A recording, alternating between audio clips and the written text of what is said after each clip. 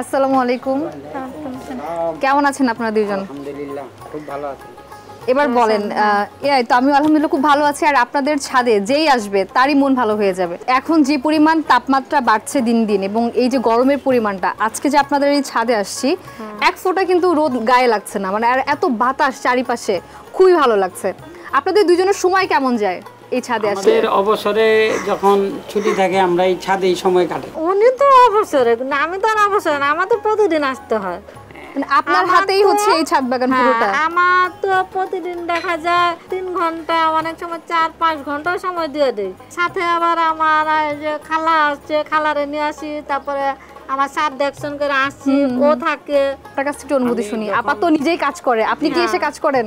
জি, আমি সাথে তার লগে যখন আমার বন্ধ থাকে তখন আমি বন্ধের দিন তার লগে সাপোর্ট দিই। বন্ধের দিন।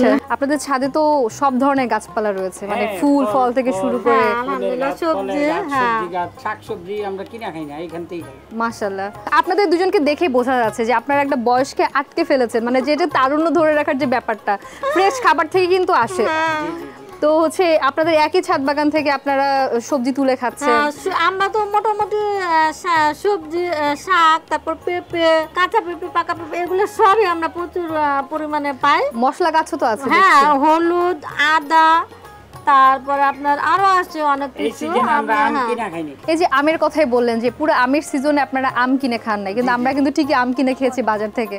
তো এই আপনার ছাদ বাগানে কি আসলে মানে 12 মাস খাওয়ার জন্য আম উৎপাদন করা সম্ভব?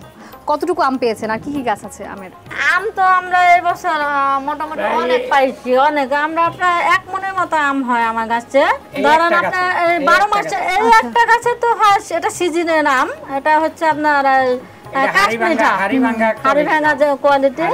আর 12 মাসে যেগুলো ওই 3টাতে মনে করেন আমার 12 মাসে আপনার 3 বার আম হয়। তো দেখা যায় আম আমার প্রায় কিনা খাইতে হয় না, 1 মনের মতো আম হয়। কি কি গাছ আর আছে এটা একটু বলবেন? এবং আমার তো মনে হচ্ছে যে আপনাদের বাজার থেকে ফল কিনে খেতে হয় না। আমার বিদেশি ফল তেমন নয়, আমি দেশি ফলের চাষি বেশি করি। পেয়ারা আছে 10 থেকে 12টার মতো। তো পেয়ারা দেখা যায় 2 থেকে 2.5 মণ।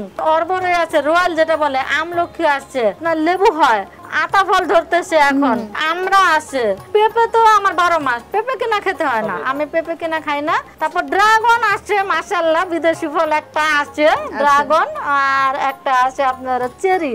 মানে এক্সট্রা যে খরচ আমাদের শাকসবজি কিনতে, ফল কিনতে, সেটা আপনাদের একদমই লাগছে না, আর এটা আপনারা বেশ উপভোগও করছেন।